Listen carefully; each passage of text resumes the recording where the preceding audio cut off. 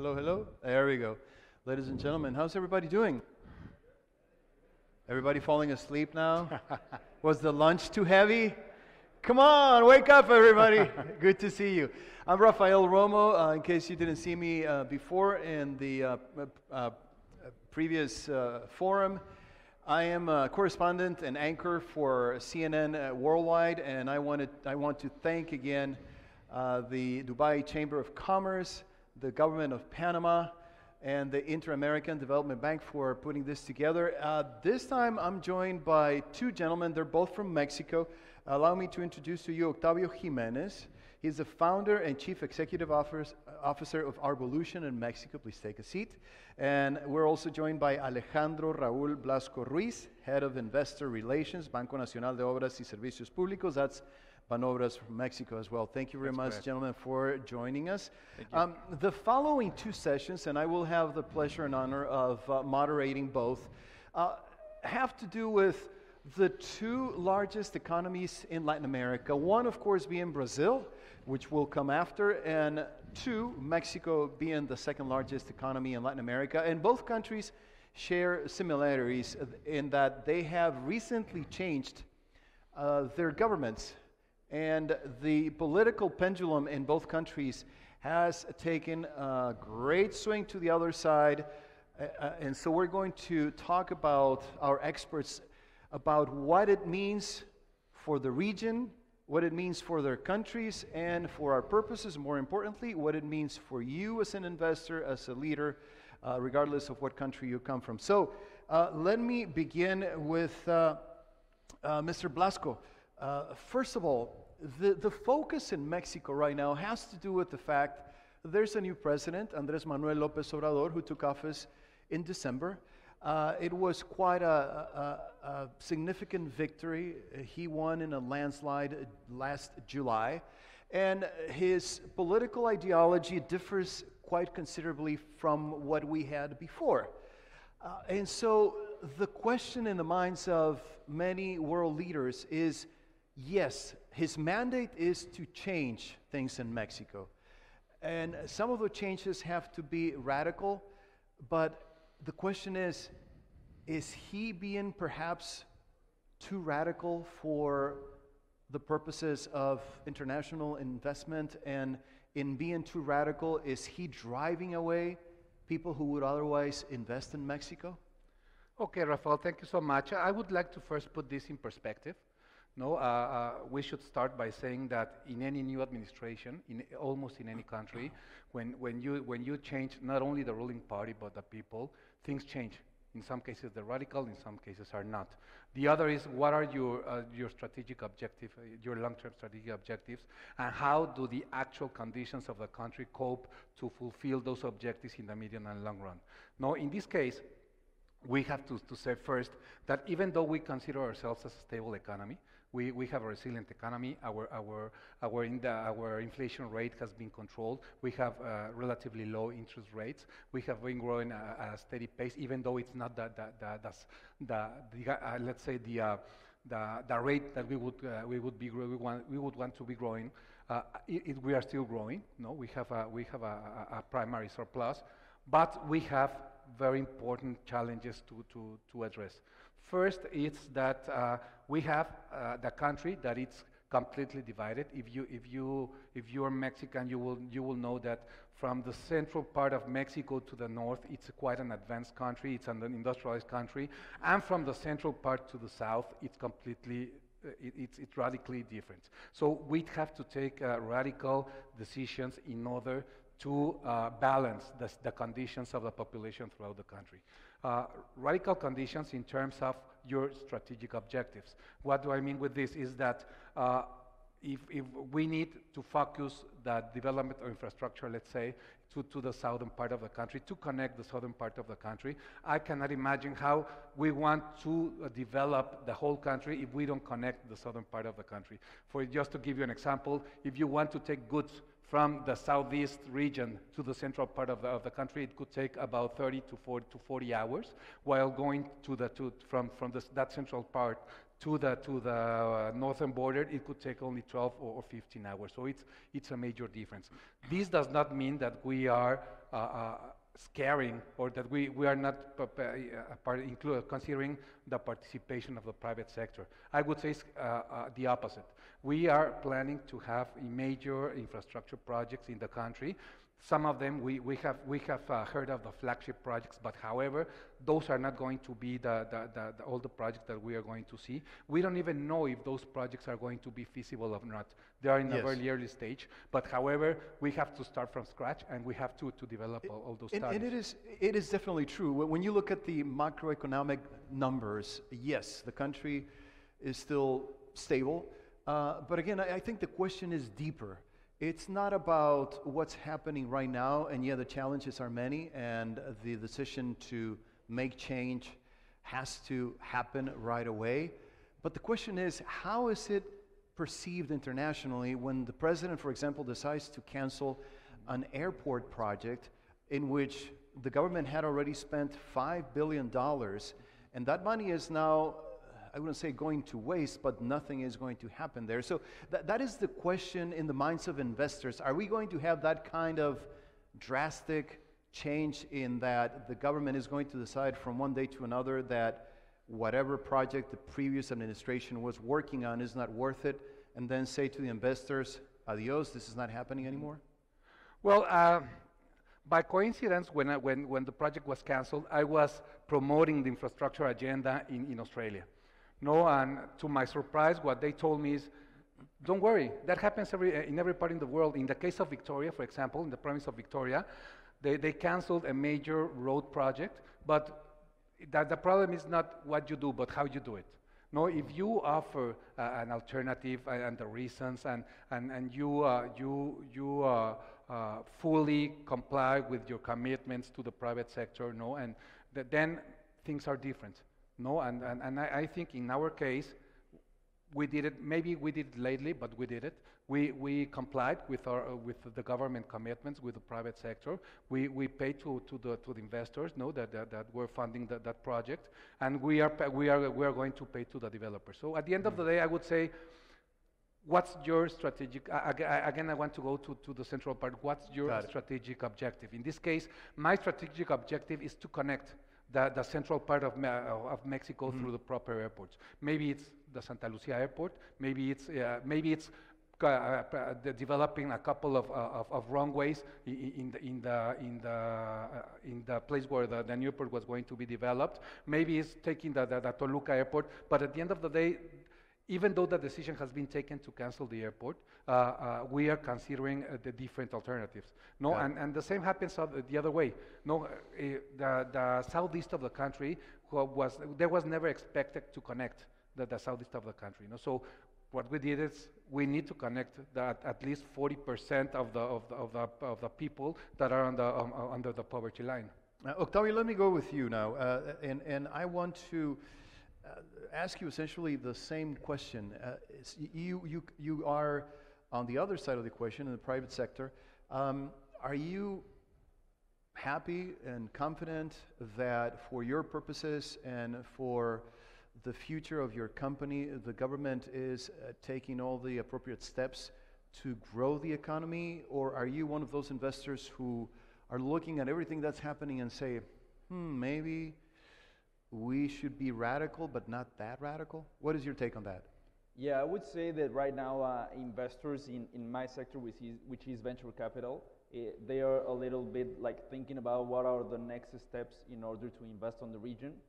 Just on this next administration, the entrepreneurial branch of the government got canceled, so there are opportunities there that are not being given by the government itself. But definitely it is a good time to be on the space, because last year, for example, Corner Shop is a startup based on grocery delivery who was just acquired by Walmart by $225 million. So it's like the main exit in the region, and that gives a good signal to investors outside.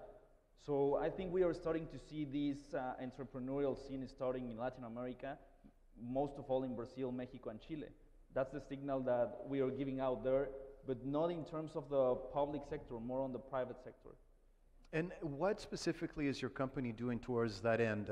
Because we were talking about this fact in a previous panel that the tendency in Latin America has been for many decades to rely way too much on commodities, and the development of the technological sector and services sector has lagged behind some other regions in the world. So tell us from your perspective, what is your company doing in terms of that? Well, so first of all, we are really technology-based company. We are working on the supply chain management process, but the technology itself, as you were saying, is really complicated to start developing in Latin America, all of this. So I think that we need more, how would you say, some kind of facilities to initiate these technologies in Mexico. So there's not enough investment, you think, on the part of the government to promote growth and development on the tech sector? No, I think there's more on the private sector. For example, the corporate venture capital is growing on the scene.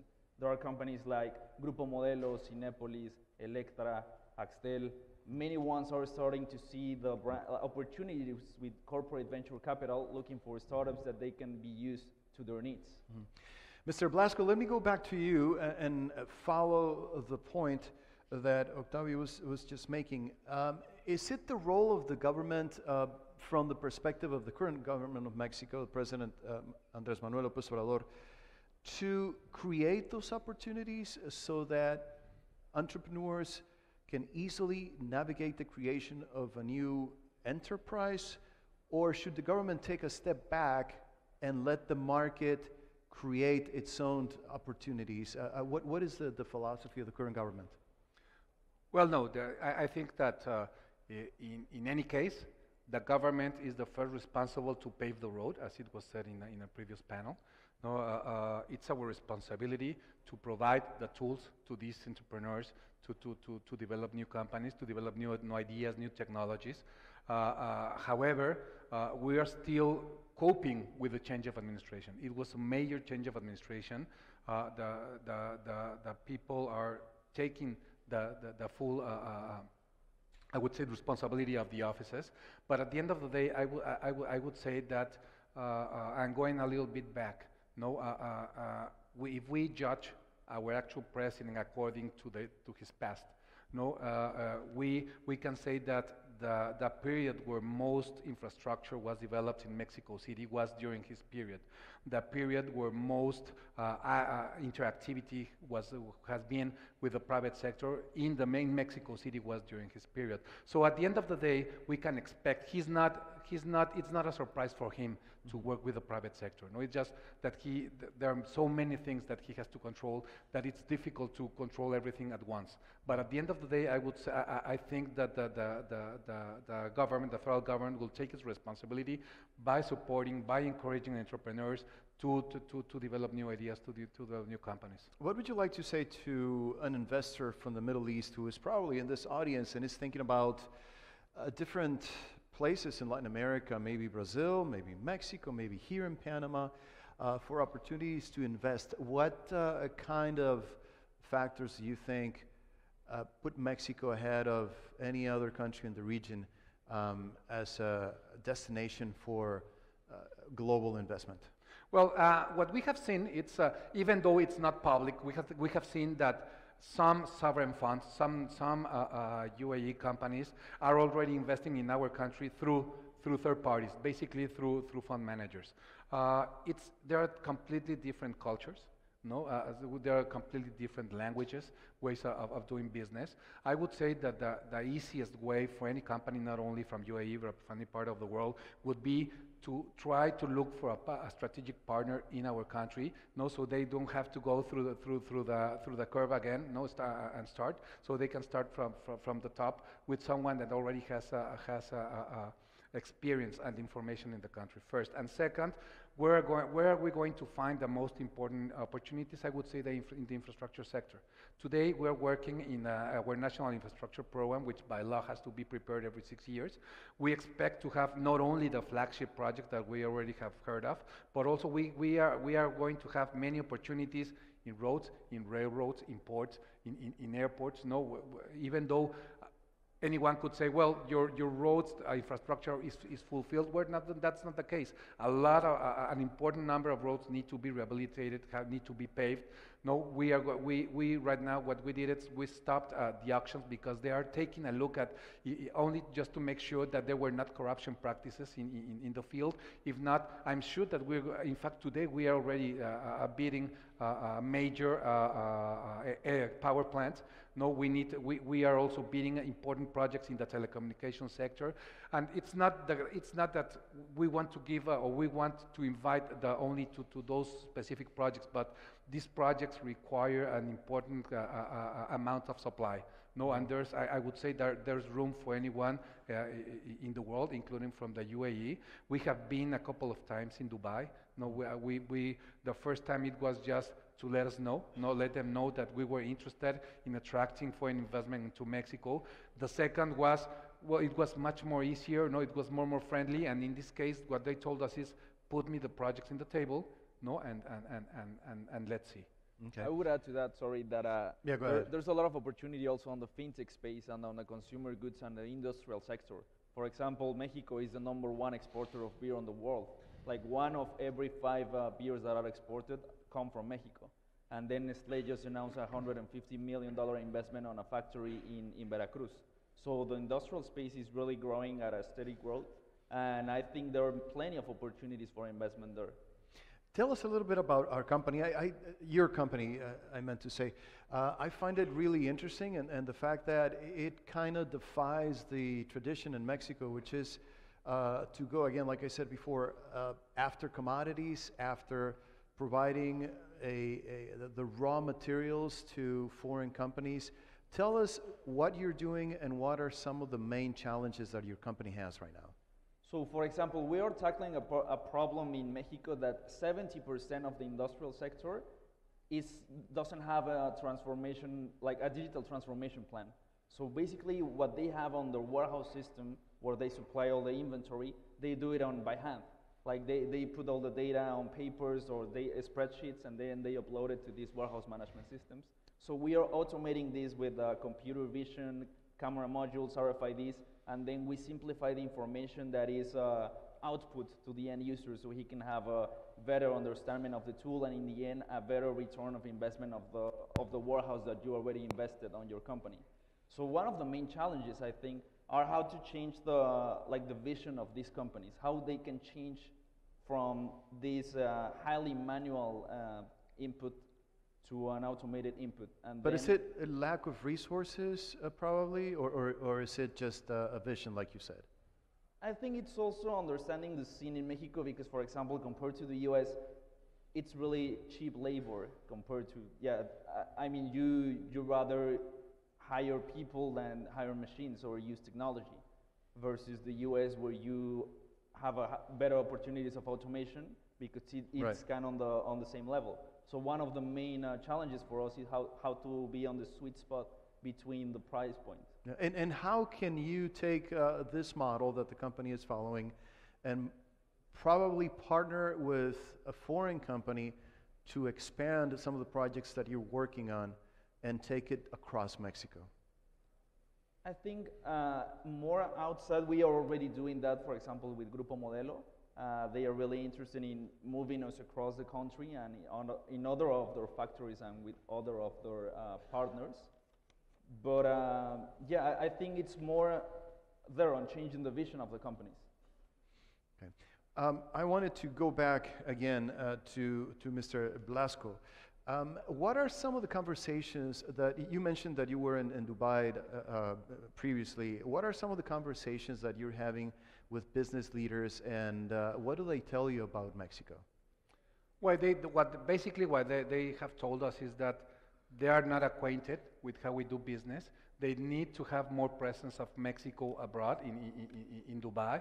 No, they want us to show them our interest, not only to put the projects, but they want to show their interest, and they want to see a long-term commitment in both sides. No, in our side, that we have enough projects of the required size according to their interest, so they can go into Mexico and they invest for the long run. And the other side, that they are willing to go into our country, and they're willing to get familiar to how we do business. But at the end of the day, I would say that they have been very positive. In fact, the last time I was in Dubai, even though the actual administration had not taken office, they never mentioned the cancellation of the airport, even though it was a commitment of his campaign. They never mentioned the revision of the auctions. They never mentioned the revisions of the old rounds. So at the end of the day, I would say that it's not a lack of confidence; it's more a lack of familiarity with how we do things. Alejandro, Raúl, Blasco, Ruíz, Head of Investor Relations, Banco Nacional de Obras y Servicios Públicos, Banobras in Mexico. Thank you very much. Octavio, Jiménez, Founder and Chief Executive Officer of Arvolution in Mexico. Thank you both for being on this panel. Ladies and gentlemen, this concludes this panel, but I would like you to stay in your seats, because in a matter of a couple of minutes, we're going to start another panel focusing on Brazil. I was telling you before that we're focusing on the two largest economies in Latin America. They both had recent changes in government, and we're going to discuss what this means for you, what this means for the economies in both countries, and about business opportunities that you may have. So thank you very much to both, and we'll be right back, as I say on TV. Gracias.